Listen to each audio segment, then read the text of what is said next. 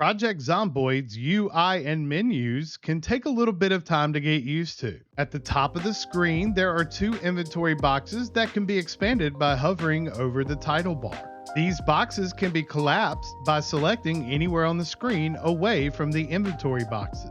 The box on the left is your character's inventory, and this is everything that your character is currently carrying. The box on the right is the loot box, and this will show you every piece of loot that is available in a container after you approach it. These might include a kitchen or bathroom counter, dresser, or a shelf.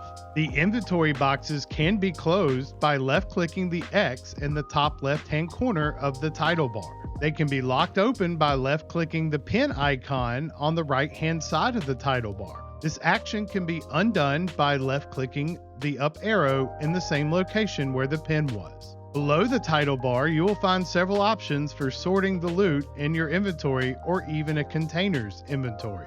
If you have more than one of the same item, you can expand the items in your inventory to show each individual item. Your inventory can also be sorted by weight, ascending or descending, item type, and category. On the right-hand side of your inventory box, you see all available bags and containers within your inventory. Bags and containers are vital to securing loot as they greatly reduce item encumbrance and allow you to carry a lot more. On the right-hand side of the loot box, you will see all available containers within your reach and the floor where you can drop items or even find loot, which is represented by a blue and white checkered tile. The inventory boxes can be expanded or contracted to a larger or smaller window by holding left click and dragging down. Multiple items can be transferred between the inventory window and loot window by selecting transfer all or loot all at the top of the title bar. This can also be done by holding shift and selecting the items within the box or by holding left click and dragging the items you wish to transfer. The inventory and loot box can both be dragged to anywhere on the screen separately, allowing you to customize the look of your UI. Some containers, such as the stove or microwave, has special functions that allow you to use them. You can place a frozen food item into these special containers, and after you turn them on by selecting turn on in the title bar, it will cook that special food item. Don't forget to turn these off when finished, because leaving them on for too long can have fiery consequences. On the left-hand side of the screen, you will see several icons. At the top, there are two circles. The top circle indicates which item is equipped in your primary slot, and the bottom circle indicates the item equipped in your secondary slot. Some items, such as weapons or tools, are two-handed and will be indicated as being equipped in both slots. But other items, such as garbage bags, can be carried in your secondary slot while also carrying a one-handed weapon or tool in your primary slot.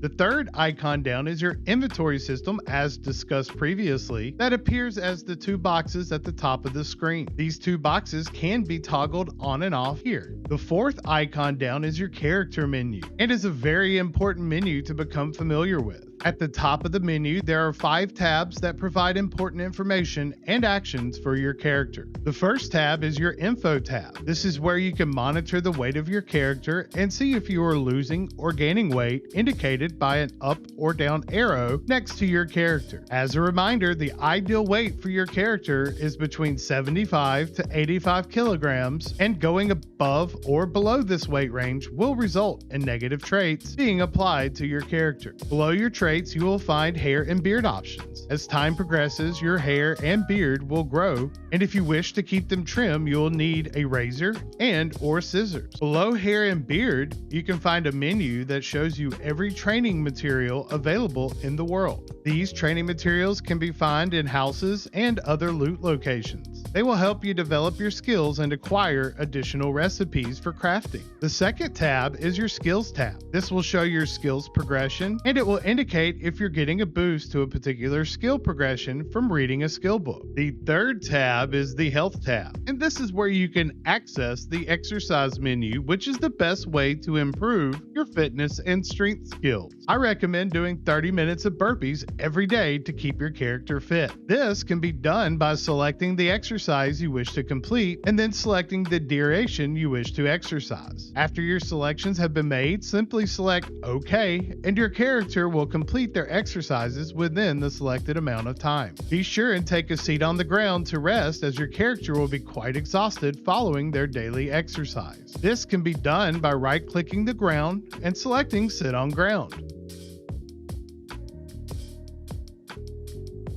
The Health tab is also where you check for injuries after encounters with zombies and apply first aid.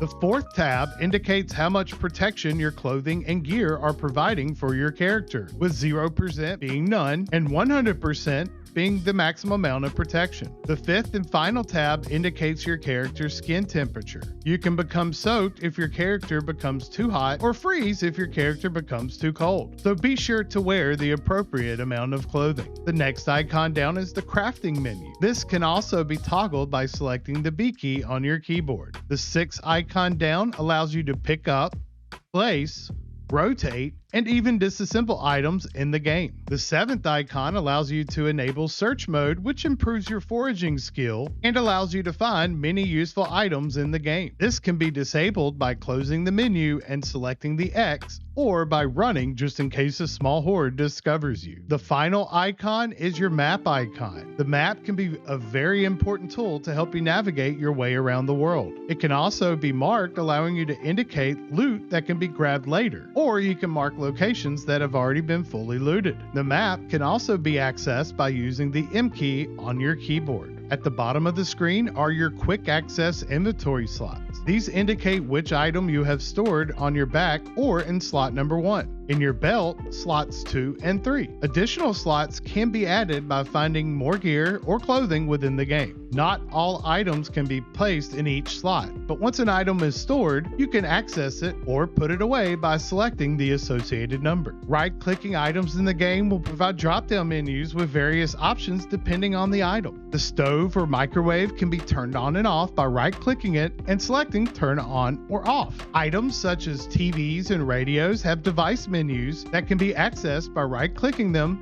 and selecting device options within the right-click menu. The carpentry menu is also accessed by right-clicking anywhere on the screen away from the menus, but more on that later. What's great about the UI in Project Zomboid is all of these menus can be moved around the screen and resized to really give you a custom look.